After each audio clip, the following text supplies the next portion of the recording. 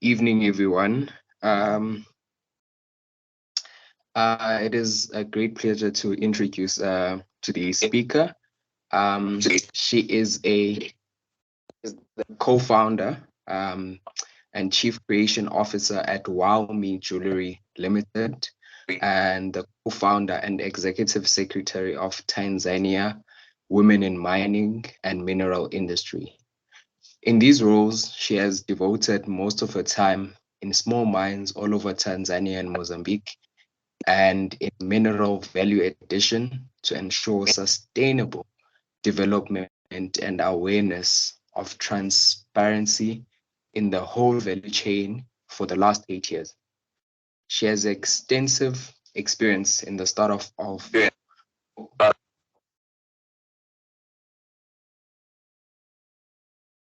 Can everyone hear me? Yes, we can hear you. Yes. She has extensive experience in the startup for mineral value chain by using ethical acquire women mine gemstones, modern technology, and utilizing IELNs to bring forth the true beauty and of treasure mined by Tanzanian women miners. She has a vast knowledge of minerals mined in Tanzania, where she started her gemstone hunting journey in 2013. She has mined and traded in Melela, Mvua, Cairo, Morogoro, Kalalani, Mwekijembe, Kabuku, Handani Taga, Ienze, Nyakagwe, Nyamalapa, Shinyanga.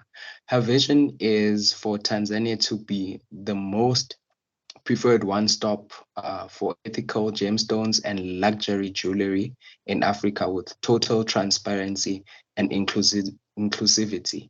She will obtain this by harnessing the power of ever-improving technology, awareness creation, training of the youth and women into the mineral value chain.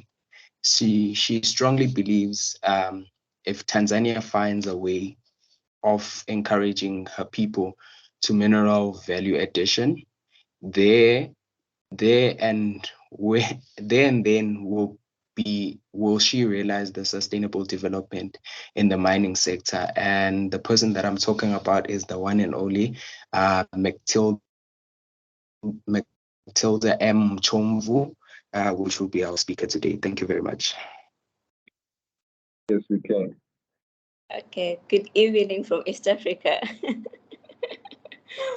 Okay, my name is Mecktilder, as they've introduced me, and I'm really, really happy to be here with you and looking forward to learn more from you guys and exchange my experience, what I've gone through, what I've learned through the course of my years in the mining industry as a youth, as a woman, and as a young African.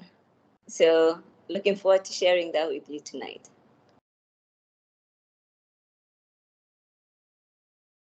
Yes, and we are so excited to hear from you and your experiences, especially since in the past, I think it was June, it's been Women in Mining Day.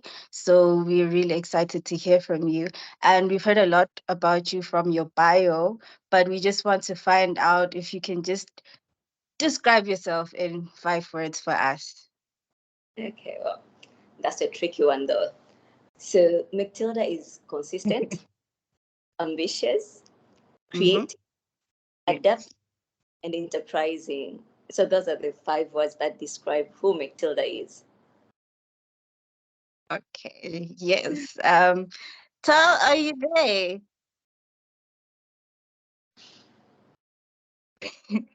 All right, I think I'm gonna have to do this alone. Sorry about that. And those are wonderful attributes to have. I'm sure that we all aspire to be like that. So your career started in 2013 after graduating from the University of Dar es Salaam, where you graduated with a Bachelor of Commerce in Accounting. What or whom inspired you to pursue a degree in that field? And is it a field that you're exposed to, or did your interest grow from your tertiary studies? Okay. Yes, I did accounting at my university studies. But who inspired me? Actually, at all level, I did math, economics, and geography, stroke entrepreneurship. So I thought I was going to do something in piloting, and then I thought I was going to do something in economics or in business. But then my dad advised me to do accounting because he had been working in the banking sector for so many years. So he was like, no, my daughter, you're going to do accounting. So I was like, okay, why not? Let me just go straight and do accounting. So that's who inspired me to do accounting. It's not from what I did in my past or what I did in my tertiary, but it's just the advice I got from my dad.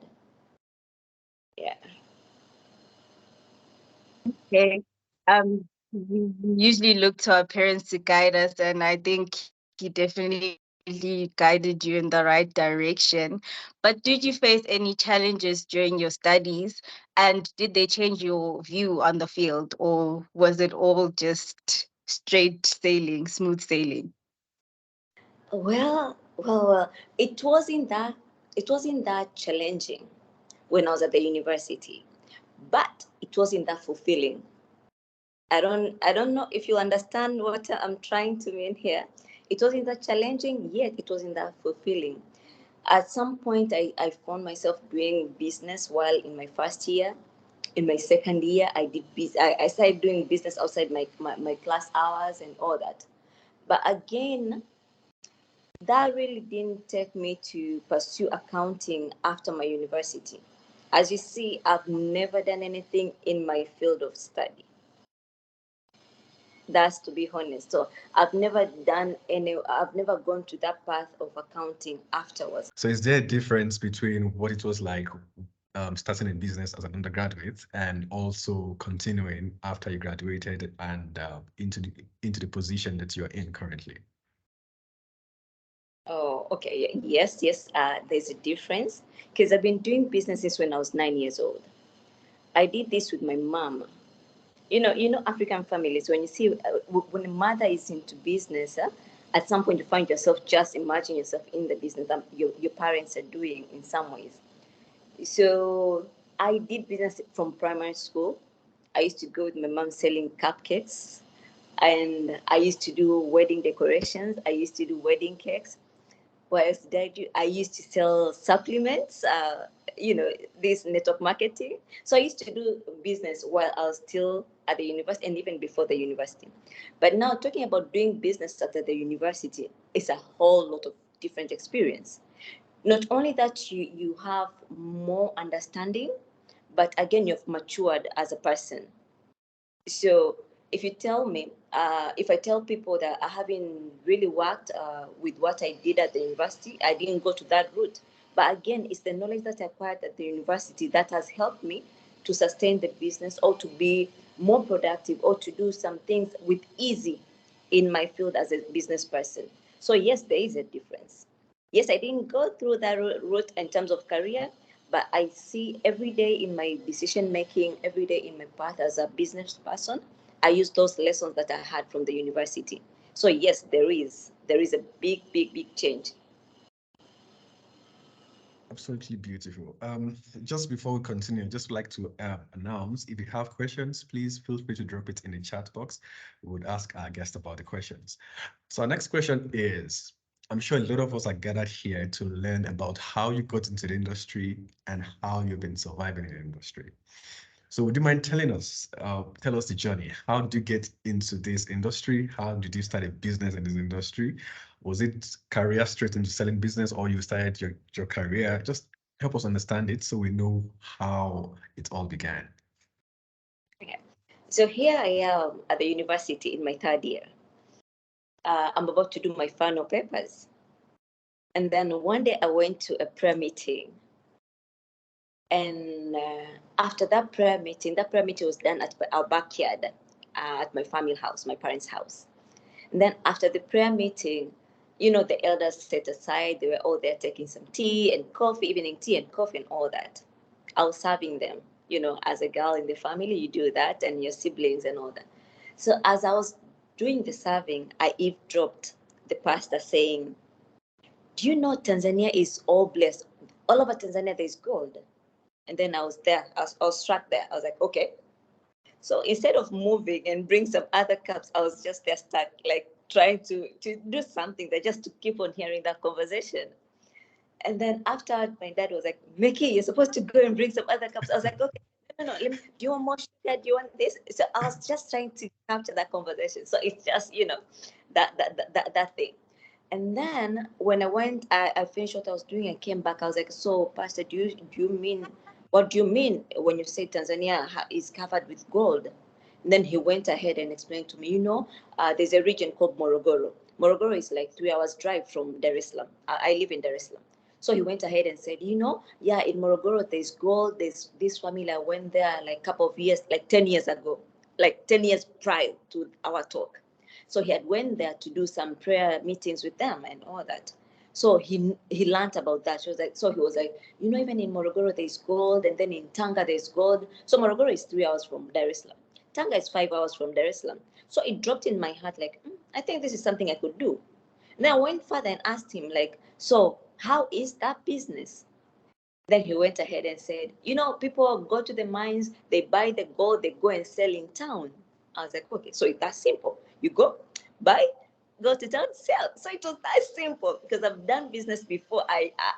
My mind was like, okay, easy peasy. Buy, sell, save. Don't use what you've gained. So that was it. Then I went back, that was a weekend, it was a Saturday. I went back to the university and then I finished, 2 weeks later, I finished my final exams and all that. After that, I went back home and told my dad, like, yo, I'm going to Morogoro. I'm going to learn this thing. So it was just that I didn't read anywhere. I didn't have any knowledge concerning gold or mining or anything. Someone talked, since I had this idea of business, buying and selling was so easy. You know, you buy low, you sell high. If there's demand, you know, that's how business was. So it was that easy in my mind back then as a young girl, like, you know, it's that. So that's where the idea was birthed. And actually the pastor who said that, his name is Pastor Tede Ngatunga. Up to today, he is here up to today. So yeah. From there, I was like, okay, after the university, I went straight. I was like, Pastor, do you know anyone in those mines? Because I want to go there straight to see from the ground. So yes, that was it. Thank you. Thank you. That's a very beautiful story. I don't think I've met anybody who shares the same kind of story. It's always my father was in the business, so I took it up from my father. Oh. I was in the business of mining prior, then I just decided to make it into something I can do on the other side. So literally, you say you overheard people talking. Okay. For a matter of perspective, remember I told you that I heard about it from the prayer meeting. Yes. So I kept saving my meal allowances from the university. So that was the capital. Meal allowance that we got at the university. That's what I saved. And then at the end of the day, I asked a friend who had already finished university and who was working. I borrowed some money from him. So I was like, you give me $100. So for me, it was that easy. It was, you know, like a child's faith. Like when you believe in something, you're like, yo, this is going, nothing is stopping. So it's basically that was it. Wow. So you just $100 and a few of your savings, you were able to start a business in mining. But this is contrary to what we normally hear, which is that mining is very expensive. You can't start a business in mining if you don't have huge capital. So I think it's inspirational for us. So we'd like to know, haven't started the journey. I'm sure it's been for a couple of years now. You've decided to remain in the journey. Is it that it's been successful, or is it that you just saw that there is a beauty in pursuing and being consistent in what you're trying to do? And secondly, we would like to know, I'm sure there must be ups and downs across the journey. Share with us those ups and the ones you love the most, and possibly the downs, so that we can also know that it is not all smooth, if that's correct. Okay. So actually it's not a couple of years, it's a decade, more than 10 years in this industry. So most people whenever I tell them like it's it's more than a decade, they usually like, no, you're not serious, no, it can't be, and all that. But yeah, so why have I been in the industry for this long? Remember at when I was talking about my attributes, I said I was consistent, ambitious, creative, adaptive. Apart from enterprising, which has been there for like in my backbone, on my backbone ever since. So it's just the consistent part of it that has kept me in the industry. Because in the 5 years, those were the hardest years in my life ever, ever. I can give you an example. Here I am, a young lady. Now you see me, like, you see now I have a body, I'm tall, you know. But then I was this thin. I was this tiny girl who was so naive, but that back there in the mines, in the industry that she didn't know a thing about. So when I look at it right now, I'm like, yo, what was I thinking? Like, I even question myself, like, what was I thinking? How did I survive in such an environment? How did I push through all these years? This must be God at the base of it. But again, why am I here today is because along the way, first 5 years of learning the business and now into mineral value addition, I've learned so much to the point that that knowledge that I've acquired along the way, when I say knowledge, it means the losses, because there is a cost of learning. You don't just go to the industry without having that cost of learning. Sometimes it can be money-wise, losing money. Sometimes it can be time-wise when you have to spend time in learning that industry. So for all these years, that knowledge that I've acquired and finding a way of transferring that knowledge into money, now the industry is paying me. That's why I'm still here. Because from being alone there to having a team of youth that are doing things on the ground here, from being a miner down there to now supporting women miners buying their gemstone, it's from the knowledge that I've acquired and the profit that I get, the profit side of the business that I get. So you asked me about the challenges that I faced the most. That's what most, not yet. I haven't faced the most challenge in my life ever yet. But I'll tell you the one challenge that really catapulted me into this industry and had me put my feet down and say, no, I'm not leaving this industry. I know this is a challenging situation, but I'm not going to move until I make it in this industry. So there's this one day, after learning a bit of things here and there, I was there in the mines. That was like 7 months in the industry, in the mines. Let me just put this one out. I know there are university students here and all that, but in my third year, I had three supplementaries. Do you guys have supplementaries you have supplementaries, right? So I had three of them in my last year. But remember, I didn't know about the supplementary after I was in the mines. Do you understand that? Because after doing my final papers, I went straight to the mines. It's when I was down there, that's when I was like, oh, I went to my ARIS. I was like, yo, I have three supplementaries. What am I going to do? And all that. My parents were all complaining. Like, and then I told them, you guys, I'll pass. I've always passed my exams. So leave me alone on this and all that. So being down there, things weren't working as the way I thought they were, because I thought I was just going to buy and sell. Buy low, sell high. Buy low, sell high. When I went there, it was totally different. Different at all. Because even the gold, you couldn't see even the gold right then. They tell you this is the mine, this is the pit. People are down there. People have been down there for 4-5 days. They haven't come out. And then you're like, what? That's what they're doing? So you see this hyper thing, like you go, you buy and sell, that was in my mind. And then you reach there, you find it was totally different. So the only thing I could do was to maneuver around my strategy. I went there with one strategy to buy and sell, and then I had my schedule on how I was going to make 100 million Tanzania shillings in 6 months. So 100 million is like how to make 50,000 US dollar. That was my plan. So that was what I was working on. So reaching there, you spend 1 week, you don't see that gold. Second week, you don't see that gold. So you're like, I need to change my strategy. How do I change my strategy? You're like, okay, since I'm a graduate, okay, when you're a learned person, you cannot hide it. However much sometimes you try to hide it. So if you are there with the villagers, they'll always notice there's something different with this person. So to the point you become a threat. So I was like, okay, what am I going to do is to just cut this threat. So I went there, I talked to the village chief, and then I told him, like, I'm a graduate from the University of Dar es Salaam, and I want to do a research on the mining sector in your village to see what are the challenges and how I can write a paper so that I advise the government to do something about mining in your village.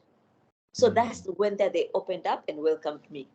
But my intention was, if I'm to succeed in this business, I need to know the challenges on how I'm going to lose my money first, and then go ahead with that. So that was the thing. So they kept on giving me the very right information from the core, because they're like, from the university, she's doing something, then the government will listen to her because she's a learned person. So I learned a couple of things from them, first-hand information. I even knew what was the real price that they're selling there, so that they don't manipulate me. I knew how long will it take to get whatever I need in terms of gold, how many grams were coming out of the mines, how many grams were coming out of most of the pits and all that, and what percentage that gold was. Remember, I didn't have any knowledge, so I was learning right from the ground. From there, as you go on learning, I spent like 2 or 3 weeks doing that. No money coming in, you're spending the money that you had saved. And then on this day, I found a way of now going into the business part of it. I found someone amalgamate the gold with mercury.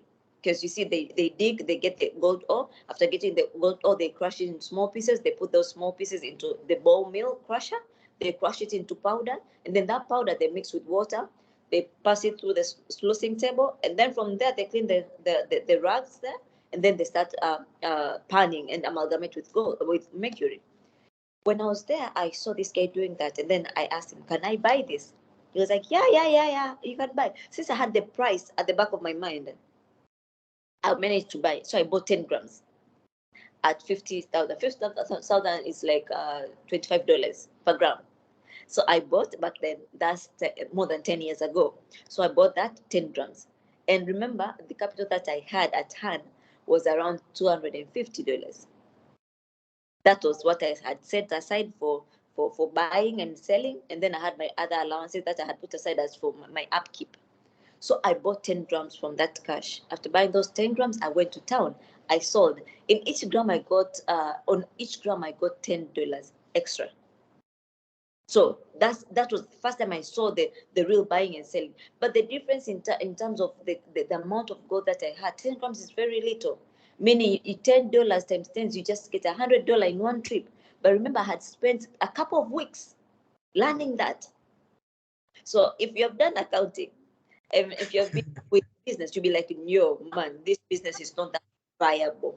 I need to find a way of doing it properly.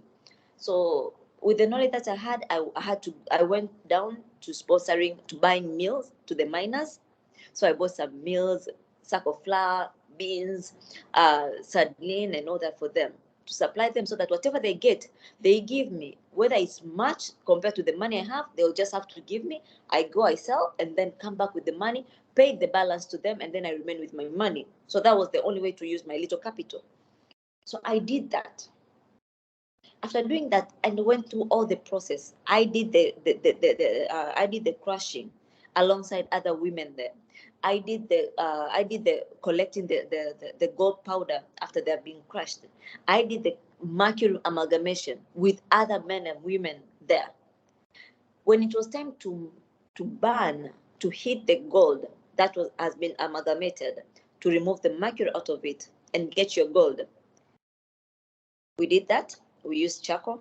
After doing that, they handed me the gold. They're like, Dada. Dada means sister. Dada, there goes your gold. Let's go and measure so that you take it to town. As I was heading to the measuring station, came a very tall, giant Maasai man. He grabbed the gold from my hand and he said, "This is not work for women. Go to where you came from." Remember the money that I had, now it was 250. Now I had 350 from the profit that I had from selling the 10 grams. All that money I had put into the meals that I fed the miners and the meal that we ate, because I used to eat with them. They cook, you eat with them. What they eat, that's what you eat. What they drink, that's what you drink, because you don't have enough capital to go extra. So that guy grabbed the gold and he was like, "You go back to where you come from. This is not work for women." I was tiny. I looked at that guy. I couldn't do a thing. Even the miners around me, they couldn't do a thing. I didn't cry, but tears just rolled down my eyes because I couldn't do a thing. And that was the last penny I had. So it was either I go back home or I don't know. I didn't even have the cash to move me from where I was in the mountains to the center where I used to sleep. But then no one around me even helped. No one even around me shouted. No one around me said a word. Even no one around me told me the possibility of that to happen to me. Because you've been with these people for over a month. You believe them, they believe you. You give them, you feed them every day. You wake up, you sleep with them. You sleep, you wake up every day. And here now this happens and no one is there to help you. So I was numb, but that was the moment I was like, I'm not going to move from this until one day I come and show this man. Actually, his name was Joy. So I was like, one day I'll come and show Joy that this work, women deserve to have a portion in this work. So I asked the border, the bike guy to just take me down to where I stayed, and I was going to pay him some other time and all that. So the guy saw what happened. So because he knew I wasn't lying. So he took me back, and then I had to now figuring out how to get money and then to go back. Because now the motive has shifted from making 100 million. Because again, I saw what was happening in the ground. Now the new motive was, I need to survive in this sector and to show Joey at some point that, even us as women, we can do this. So basically that was the most challenging, not the most, that was one of the profound challenges that I faced. But still up to today, they teach me a lesson. And up to today, I can stand and say, Mecktilder is consistent because of such moment that gave me that energy to keep on rolling and to keep on pushing that ball. So basically that was it. Thank you. That was a very, very touching story. But you've remained in the industry and you've shown yourself to be consistent, just like you said. But beyond that, we know that things are not the same as at today. There's been a change in how you carry yourself. There's been a change in how the processes of the business has done. You've told us about your social capital, how it's been built and how you started building it then. Told us about your customer service, how you've been able to do that. So now, what is different? Tell us, what is the process like today? What is your role like today? And we know that you've transitioned into bringing women into the industry. You started the Tanzania Women in Mining chapter in Tanzania. So tell us, what is different now? And as obviously the consistency has paid. So tell us what's different now and what's your day like today? What's your typical day like? Okay. So I'll start with why, starting the Tanzanian Women in Mining and Mineral Industry. I once said that when I was going through the industry, there was no one to tell me how things are done. There was no one to hold the hand. There was nowhere I could get the right information concerning how mining operations are done. So I had to learn firsthand on the ground. I had to learn through the lesson, the losses that I call them lessons. I don't call them losses. I call them lessons. So I learned through all that, not only in Tanzania, in Mozambique, I've moved around the country. So all that combined, that's when I was like, no, I think there's a need of having a platform where women in mining, not necessarily who have passed through my journey, but some women, any other woman or any other youth who wants to go into the sector to basically know how to go about. That's when I started Tanzania Women in Mining and Mineral Industry. It's an NGO, it's a non-profit, but basically putting together these women in one platform and having them sharing their experience, having them come together. Because I believe I was once a miner. I was once a trader. I was once a woman working in the mining community. But now I'm no longer that woman who goes down there and dig. No longer that woman who goes down there and do most of the work most women still do. And some of the women that I mined with are still mining the same way I did 10 years ago. So basically, that's why I formed that platform, and it's still running. Actually, next month it will be 1 year anniversary since we started that platform. But it has done tremendous work. We have seen people coming out, we have seen youth coming out asking, like, how can I start, how can I do this, which lessons do I need to have? Some you tell them, how can I do business? You tell them, listen, our law can allow you to do business 6 months before you start paying taxes. So utilize that. How many people know that? So it's just to get that information from one platform. That's why we start. That's why I and my team started Tanzania Women in Mining and Mineral Industry. So about my typical day, currently I no longer do the mining activity I did 10 years ago.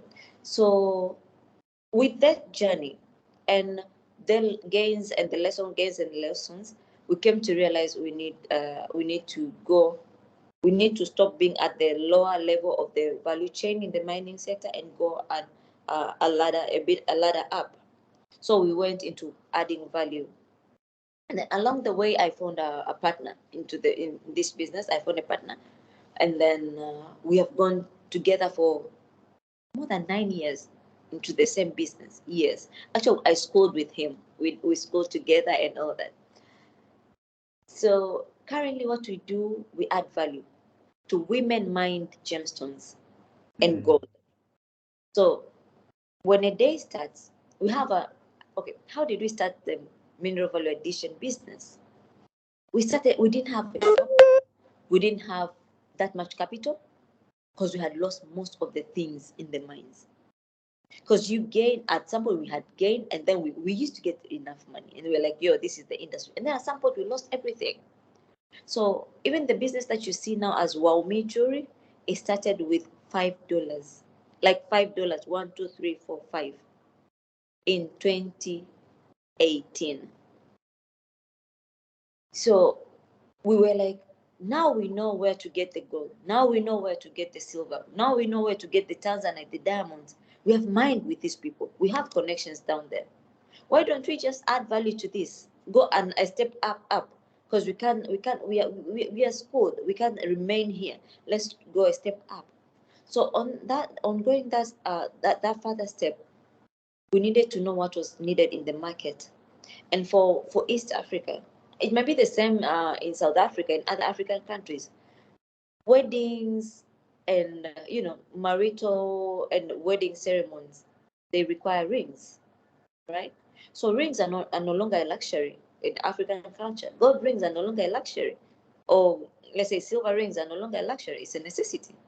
So we needed to find a product that was a necessity in the industry.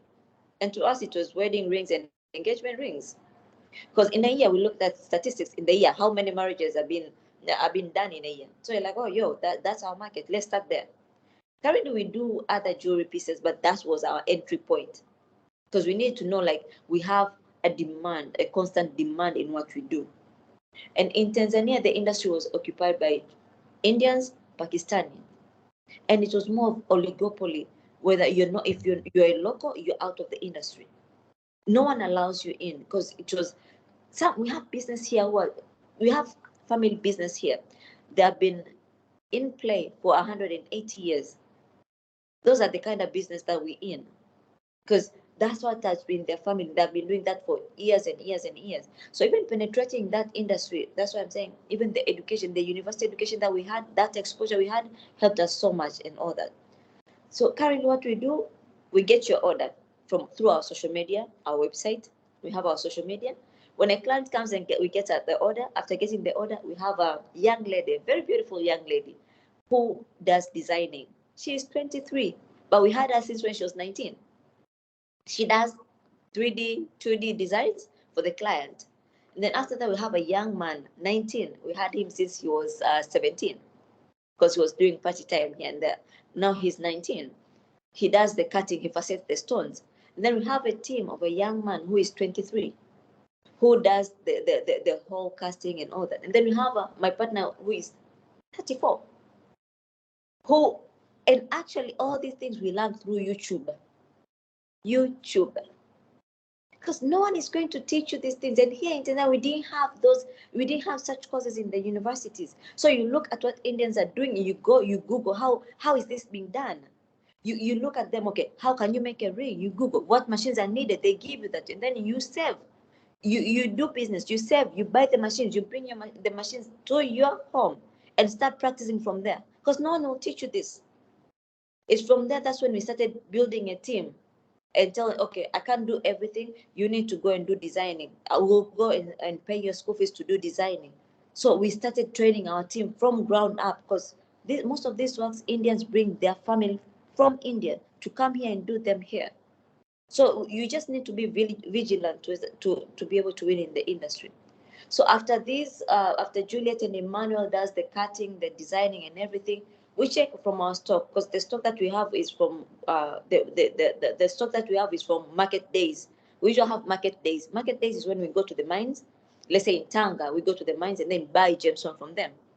Let's say we go to Arusha and buy Tanzanite from them. So we have the stock. If we have the stock, that's good. If we don't have the stock, then we contact the women miners down there. Like, hello, I have an order. Do you have this and this gemstone? If they do have, you send the money, because again, we have created that relationship already. And we have been doing this for all those years. So if we don't have, they send the gemstone to that, or someone goes there to collect. And then they come to that. So we have been doing customized pieces like that. And remember, the capital is an issue. And every African will tell you capital is an issue. But what we did, we tell you, you're a customer. We don't have the capital, but we have a capacity of giving you a state-of-the-art jewelry pieces. So you have to believe me. At first, they had to believe you, because you had to sell. And if you believe me, you give me 50% advance. So we used to receive, up to today, we receive 50% advance of every work we do. And whatever we make, we take a good picture and then we put on our Instagram page. That's how it started. On our Instagram, we have like 3,000 pictures. So we have the picture of the piece that we have made, and that was what could tell a client that, they've made this, they can make even any other thing and all. So basically, our day currently is that short in the office and in the workshop, but it's because of the links that we have already established back then. And it's because of the team we are still growing our team, because it's still not that easy. Because again, you have to compete with people who have had this knowledge for over years, 100, 200 years, and it has been the family. For you, you're just creating that business from ground. You're the first generation, creating that thing for the next generation. But again, the faith is we're here to stay. In the next 200 years, this business will be here to stay, and the people who will be around will be taking this business ahead. So basically, that's how we do. Absolutely. Thank you for that. Thank you for that. Sanelisiwe, I can see that you're back. Would you like to continue as we round up this questioning and asking session before we get to some of the questions in our chat? Sunny.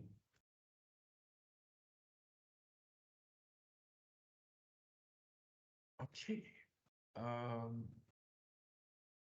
Right. So we can't get to hear from her, but that's fine. We would ask one last question before we get into the question and answer session, right? You have said that you work with a team of women.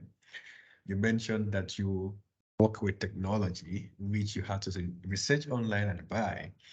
You've told us about how you're challenging the monopoly that has existed for so many years, which for us is also very inspiring. And you've told us the essence of partnership and how partnership is instrumental to what you're doing currently. And these are some of the things that we'll take away from this conversation today. But I'd like to ask, you said you also have a great, you're optimistic, and you said you see a future where the mining industry in Tanzania and at large is going to be one-stop shop for gemstones and luxury in Africa. How is that taking shape from your own point of view, and how are you doing it together with the non-profit you started, Women in Mining in Tanzania? How is the vision taking shape? It is taking shape. I can give you the numbers. Currently, 60% of our clients are from Tanzania, but 30% are from all over Africa, and 10% is outside Africa. So basically, what we envisioned now is taking shape and taking form compared to when we started. But it didn't take an overnight. I don't know, press a button and then things happen. We have been creating over and over and over. But what we have leveraged is referrals. I'll give you an example of Rwanda. Rwanda is our next base because we have a couple of clients from all over East Africa, but Rwanda has most of our clients. What happened? We served one client diligently, and we are like, we are not going to mess this up. We are not going to mess this up. So we served that one client. Trust me, it was him, his engagement ring and wedding rings. Now we are serving like the whole clan. Anyone in that clan getting married is from Tanzania. So, so with that, really the vision is really taking shape, properly taking shape. It's step by step, it's taking shape and form. And I can give you another number. It's like, with our business, we have 66% referrals. So all our clients, 90% comes from social media. But out of those 90%, 66 is from referrals. 66 are from clients that we have already sold to. And 66 are from people saying you have made this ring for this person and you have posted that person. Now they want that ring. They have seen you've made this for this person and this person liked it. And then, so it's a bit of that. So it's taking shape and it's taking form, slowly but sure. And I'm sure in the next, I'm certain in the next 3 to 5 years, WOW will no longer need an introduction. Because again, we'll be having ambassadors from all over the continent, and that will speak for itself. So it's taking shape and it's taking form. But let me say, the credit on that goes to my team, because it's not a personal effort. It's to my team that has made things possible and realizing this dream of just pushing the agenda on day-to-day basis. So, okay, that's it. And then your second question, what was it? Was around, I think you've actually answered it. We spoke about, I was asking about your team, I was asking you about your continental agenda and how you are, speaking about it, but you just shared with us now that your company is practically expanding to Rwanda because you've made some very, very good decisions. So thank you for letting us know that you can start small, you can grow it into something sustainable, and you can even begin expansion across borders. So I have more questions, but let's hear from our audiences. We have one from Rama here, and he or she is saying that looking at the mining industry now, do you think the mining industry has a change in relations to women and their capacities? Since you started, share with us. Yeah, okay, Rema, yes, I think there is a change. And let me just talk on my in my country, and then I'll go to Africa at large. For instance, in my country, at some point, they used to say, "What is this young lady doing here?" Actually, they used to say, "What is this baby?" A literal translation. What is this baby doing in this meeting? Because again, you look young, you look inexperienced, you look what can you bring into this industry? And then it's a male-dominated industry. But currently, you go to a meeting, people can say, if you want to talk about mineral value addition, please make it, bring your point, please make it, you understand? So there's a shift, I can say, in my country. But in terms of policies and legislation, there's a shift too on that. Because currently, okay, I think most African countries, women were not allowed to own land, even mining rights. It was hard. But in my country, I've seen the transition ever since I got into the industry. For us, in terms of when the late President Magufuli got into power, he really tried to structure the industry so much. He worked so much on the industry to the point that even the legislation, even the mining acts were changed just to accommodate the participation of the locals and participation of women. The implementation might be still lacking behind here and there, but still there's an avenue for that. Because even back in the days, we didn't have we have something called lapidary license. Lapidary license allows a local to add value to the minerals that they mine here, and it's like $150, equivalent to $150 a year. So you can have that as a local, as a young, and then you can do that. But before that, for you to go into the industry, let's say to even for you to be found even with Tanzanite, it was a crime. And for you to be able to do that, you are supposed to have a, it was called it's called a dealer's license, and the dealer's license was 120, 1,200. Actually it's 1,200,000. So which was so expensive for someone to just get into the industry. But now they try to break down that barrier into small segment or small license that the locals can do. But apart from that, they've been trying to put that women inclusion in most of the meetings, in most of the decision-making meetings and all that. And even with Tanzania women in mining and mineral industry, TWIMI, the intro that I'm having, you see the government involving you. We have a meeting on this. Can you give us your perspective? Can you give us this? Can you give that? So at least you see, if they had a budget, they were like, we have a budget to pass in the parliamentary meeting. Can you have a person, a representative from your NGO? So they're trying to bring that into shape. And on another hand, again, for our case, gemstone industry, the government has left that to the locals. No foreigner can do that. So even the mining license, the primary mining license, allowed the locals to do that. And for women to be able to participate, the government went ahead and worked with the Ministry of Land to maneuver the way that women could own land. So now the Ministry of Land allows women to own land. However, on the ground level, things are not that functional, but they are functional, but not that functional in some area, because now we have traditions, custom, norms. So the law allows you to do whatever that you want to do, but the norms on the ground, sometimes you need just to push your luck, you need just to push to be resilient and all that. Yes. And when it comes to Africa at large, I've seen a bit of inclusion in when it comes to women, because we see big meetings.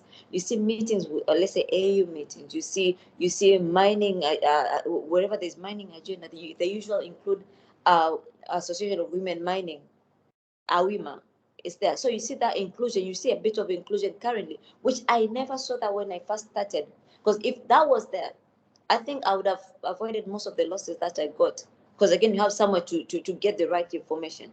But so I think currently I see a big of change. And actually, it's, if I was still at my age, I'll be like, yo, this is a good time to go into the industry, because a lot of things have been open and a lot of doors are still open, and you can get more information easily. Thank you. Thank you for that very explanatory process. Just as you were speaking, before we ask the next questions, and please, if you have questions, drop it in the chat. You spoke about some necessities that is needed for you to start an operation as a mineral trader and a mineral value addition as a mineral value addition specialist within the gemstone industry. Would you mind walking us through, if you can remember the entire process, what it entails for you to begin the process and for you to get started within that space in Tanzania, in East Africa, and probably in Africa, or based on your knowledge and experience? So I'll start with Tanzania at large, because I know most African countries come and borrow, not say borrow, and learn from how we do things. Because for the past 10 years, let me say, just when the late President Mchomvu was in power, he did a lot of structuring in the industry. So we had a lot of amendments, we had a lot of structuring, which were good. And most African countries, and even East African countries, come and learn from us. For instance, we have markets, different markets. We call them mineral markets, but they translate gold market, they translate to gemstone market, they translate to diamond markets. In these markets, a normal miner, a person who mines, can go to the market, and at them when you reach the market, you'll find their banks, you find the revenue authorities, you find the police guys for security and all that. You find the people from municipal for their levies. If it's a village, a person from the village authority. there, you find a person from the mining ministry where you're supposed to pay taxes and all that. All of them, you'll find them under one roof. And we have like 41 of those all over the country.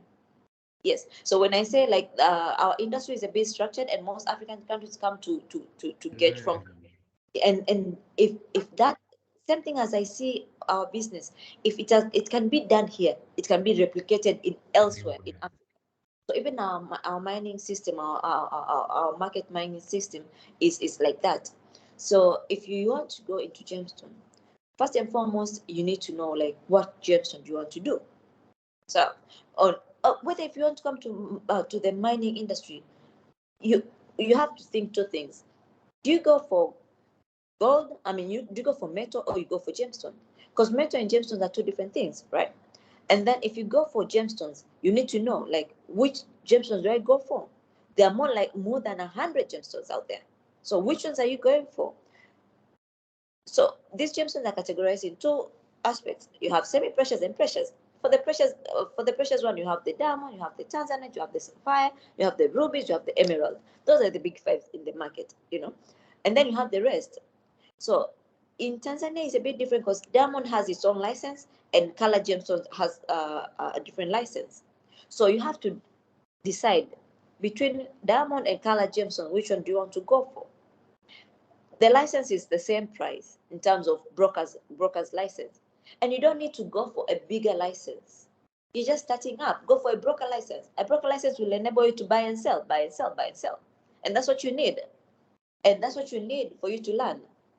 I wouldn't advise for a person to currently to go straight into buying land, buying primary mining license, unless you're very sure of the area. But if you're not very sure, you can start with brokering. Brokering, you have a brokerage license, it's 130, 125 there, approximately, dollars. $125, which is it's anyone can, okay, most people can get that amount and get the brokerage license. And that license allows you to go into the mines, gemstone mines, and start trading. Trading means you can buy, you can see, you can learn. And if any official finds you with the gemstone, nothing happens because you have a license that allows you to own or to hold that gemstone. But apart from that, when you go to the mining ministry, you can literally go to the mining ministry and ask, I need to trade or I need to go to areas that have this gemstone. They'll give you a list of where you can find the villages you can find those gemstones. They give you a list plainly. And in every region in Tanzania, there is a region mining officer. So you can go and bump into that region mining officer at the door and you tell him, yo, I need to go and learn this gemstone. Let's say garnet. Do you have garnet in your region? If they have, can you allocate me to someone? Do you know someone who does that? Can I get more information on that? So you can do that in Tanzania. But apart from that, you can go to the we call them the markets. You can just go to the market. Anyone can go to the market and be there and learn. See how people trade.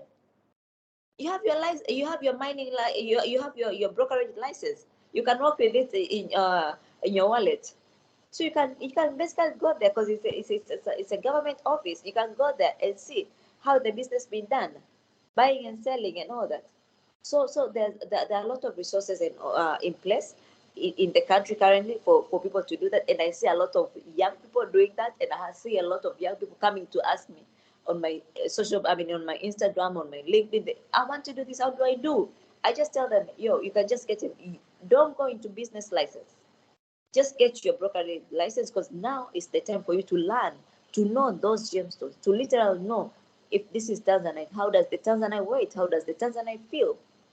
How does the Tanzanite look like and all that, so that you avoid being duped along the way. So it's basically that in my country it's that simple, and you can go to any market anywhere in the region to just purchase and sell. The only disadvantage that there is, this license are zonal. They're not, you can't do all over the country, because if you get your license as a coastal from the coastal region, you can only trade in the coastal region. If you have your license in the, let's say, central region, you can just trade in the central region. So that's why I said you need to know which gemstone you want to go into and where is that gemstone found, so that you get the license which can allow you to trade in that cycle. And voila. And actually, the markets have simplified things to the point that, if you buy a rough gemstone, you can go and sell it in the market. And when you sell it in the market, you just have to pay 7%.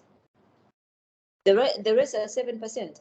If it's rough, if it's faceted, if you have polished it, it's 2%. So even the government encourages value addition.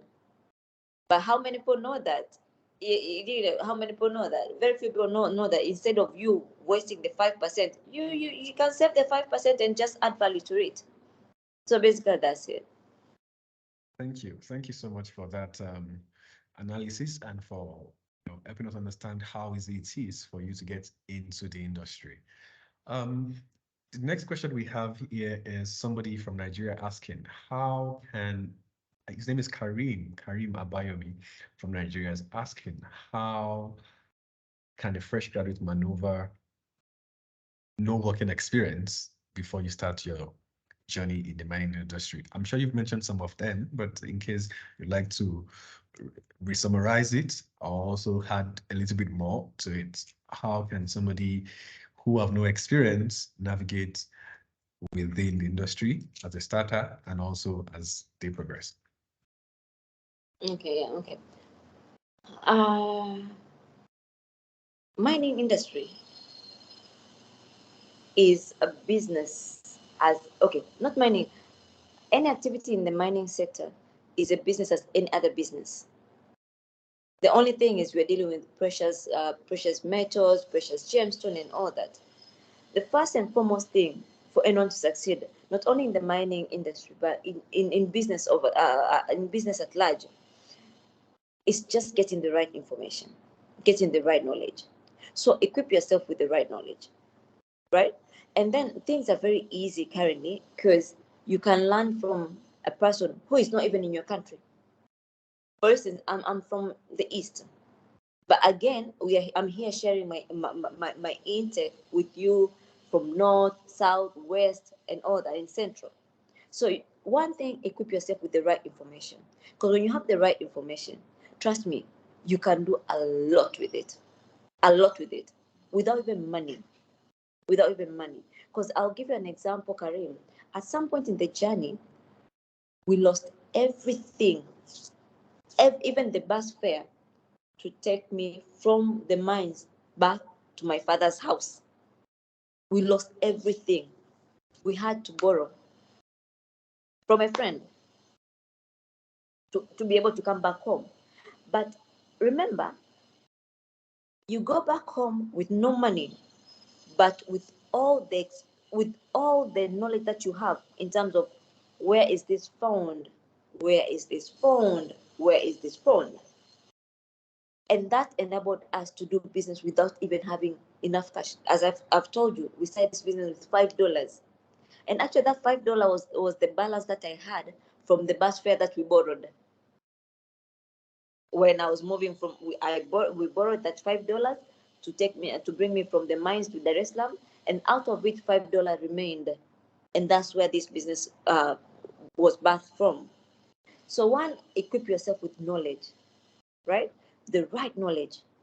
Whether you have people in your country who are doing the same thing. If you don't have, you're in Nigeria. If you don't have, you can even check me. I can tell you, okay, I know this person in your country because I've bought stones from Nigeria. I bought stones from Nigeria, from Madagascar, and I've never been in Nigeria, I've never been in Madagascar. So you understand? So find the right people where you can get the right knowledge. Equip yourself with this. When you equip yourself with this, you can even trade without having a thing. It has been, the social media has made things very easy. Very, very, very easy. The business that you see today here, the WOOW you see today, you can go to the website, you see all that glamour. It started with the Instagram page, Instagram post. What was the post all about? It's about what we could do. It's what we aspire to do. Some of the design weren't even the design that we could make by then. But because I was very sure, or we were very sure of what we could do. So the right knowledge gives you that strength to go forth. So from the right knowledge, then you can find a way, which segment do I want to be? Do I want to learn from trading, rough gemstones, or do I want to learn from trading polished gemstones? What do I want to do in this whole cycle? For instance, Karim, right now you want to go into gemstones. Nigeria, you have the most beautiful tourmalines. Tourmalines, you have the most beautiful morganites I've ever seen. You have the most beautiful aquamarines. Those are the stones I get from your country. Find a way of learning those three gemstones from internet. Don't be so from your Google. Learn them. After learning them, come to me. Go to Instagram page. Find people who are doing jewelry in Africa, right? You can come to my page and tell me, Meki, I see you're doing aquamarine rings. Do you need aquamarine supply? And I tell you, yes, I need some aquamarine. From there, you see there is a market. You have a bit of knowledge concerning aquamarine. Now you need to go. What you need to look for the source. You go to your country. I'll just research. I'll just check the people I've bought my aquamarine from and my tourmaline from the villages and all that. You go. You research where are the best aquamarine coming from in Nigeria. Then save. If you have a bit of money, go to that places. See, what will they sell them to you? See, how can you get them? And all that. Remember, you have a bit of the knowledge. Now you need to touch the aquamarine. You need to touch the morganite. You need to touch the tourmaline. But again, you have a client. You have someone like Meki out there who doesn't want to come to Nigeria, but wants to get the goodies that are in Nigeria. So you just need to have your knowledge and then have the customer. And then go to the source. You have a good phone. You're here. I'm sure you have a good phone. Take pictures. Send to Meki. Meki, do you love this aquamarine? This aquamarine I'm selling it at this and this and this amount. It's as easy as that. Social media has made things very, very easy compared to when we started. So it's a bit, you just need to push yourself and to be a bit of optimistic and then start from where you want to start. Start from there. I'm talking about gemstones because gemstones have the high profit margin compared to gold. Gold is stationary because if you buy gold, the margin in gold is very little compared to gemstone. So for a person who starts, gold can be very tricky because gold is capital intensive. Because if you buy 1 gram of gold, is $75, $80. So in one gram of gold, you can get what profit? If you buy your gold from Nigeria, you bring to me, you can get a profit of let's say $5 in 1 gram. So if you have a kilo, that $5 is no longer $5. It's a large amount of money. But will you have the $75,000 to buy the 1 kilo? No. But for gemstone, you can get a real gemstone at $20, $10, $50, and then you can still sell to a person at 100, 1,000 profit margin if it's good. So that's why I'm saying equip yourself with the knowledge and then go to the market, get to see. People who make jewelry like what I do need those gemstones in your different countries, and they don't know, we usually don't want to come to your countries. So that's an opportunity for you. So you can start from there. It's as easy as that. And then you start growing from there and then asking the right people. You come to someone like me, Meki, how do you do that? I want to do this, and they'll give it. Be free. Be open to getting that advice. Not so many people will give you the right advice, but again, as you grow, you get to see which one is the right advice, which one is not, and then you pave your way. Absolutely. Thank you for sharing that. It has been fantastic getting to learn about what you do, how you do it, and the vision you have for it, and not just for your company, but for Africa at large. Thank you so much, Ma, and we are indeed grateful for you honoring our invitation and you sharing as much as you have shared today. We look forward to having you back, and we look forward to speaking with you again very soon. Thank you. All right.